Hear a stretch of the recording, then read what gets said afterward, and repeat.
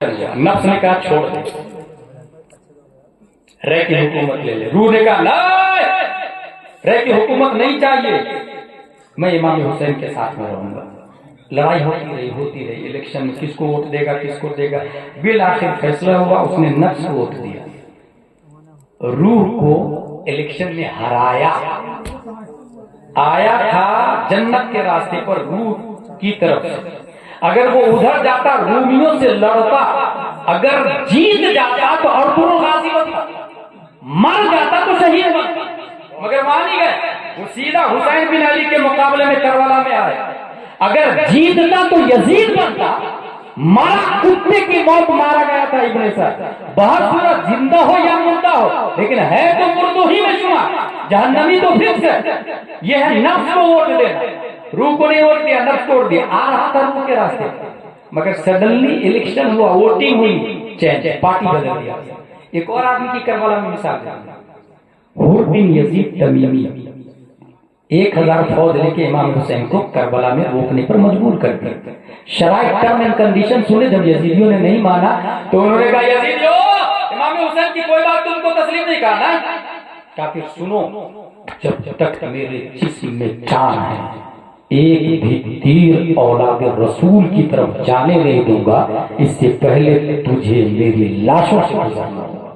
اور تاریخ گواہ ہے جب تک وہ زندہ رہا اہل بیت اطہار کو خروش بھی نہیں آنے دیا۔ آیا ہے یزید کی طرف سے، پارٹی بدلی، نفس کو لات مارا، روح کو سلیکٹ کیا، باڈی کا پرائم منسٹر روح کو بنایا، جسم تو ان کا اسی وقت زیر زمین دفن ہو گیا۔ مگر آج بھی قرآن بول رہا ہے وَلَا تَحْسَبَنَّ الَّذِينَ قُتِلُوا فِي سَبِيلِ اللَّهِ أَمْوَاتًا بَلْ أَحْيَاءٌ عِندَ رَبِّهِمْ يُرْزَقُونَ۔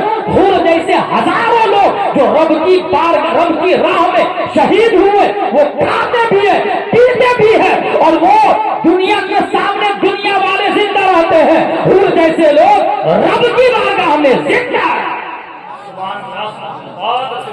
بل احیاء عند ربهم کا لفظ ہے، میں آپ کے سامنے زندہ ہوں، اس کی کوئی ویلیو نہیں ہے، مگر حور رب کے سامنے زندہ ہے، اس کی بہت ویلیو ہے۔ یہ جو الیکشن ہوتا ہے، اس لیے میں کہہ رہا ہوں کہ اپنے آپ کو پہچانے، نظریے کو سمجھے۔ بخاری شریف آپ نے سنا، قرآن شریف کے بعد سب سے افضل کتاب، اس کی پہلی حدیث ہے نیت، انما الاعمال بالنیات۔ جلسہ کی نیت کیا ہے؟ سننے کیوں آئے؟ جلسہ کیا کس نے؟ یہ چینل والے کیوں بیٹھے ہیں؟ ان کی نیت دین کی نشر و اشاعت ہے یا اختلافات ہے؟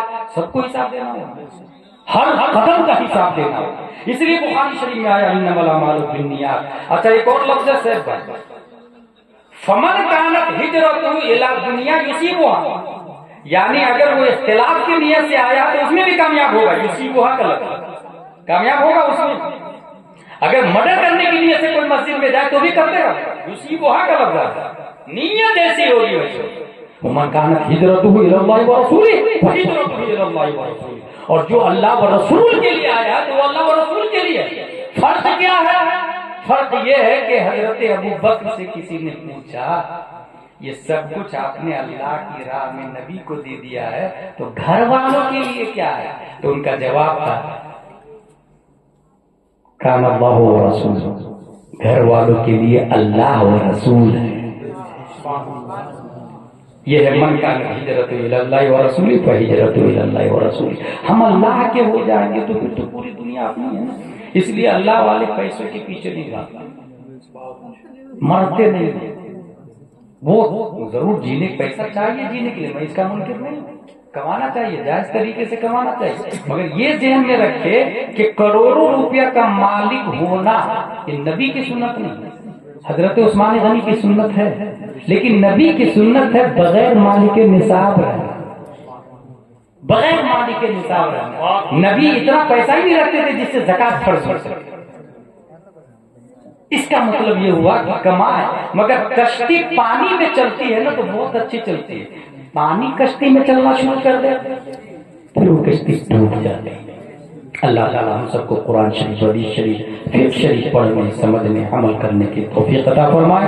هو الذی خلقکم من تراب منها خلقناکم، مٹی سے بنے، وفیہا نعیدکم، اسی میں لوٹیں گے، ومنها نخرجکم تارۃ اخری، اور اللہ تعالیٰ اسی مٹی سے اٹھائے گا۔ اور کامیابی کا وہی طریقہ بتایا اعلیٰ حضرت نے، لحد میں عشق روح شہ کا داغ لے کے چلے، اندھیری رات سنی تھی چراغ لے کے چلے، تیرے غلاموں کا نقش قدم ہے راہ خدا، وہ کیا بھاگ سکے جو یہ سراغ لے کے چلے۔ وما علینا الا البلاغ۔ السلام علیکم۔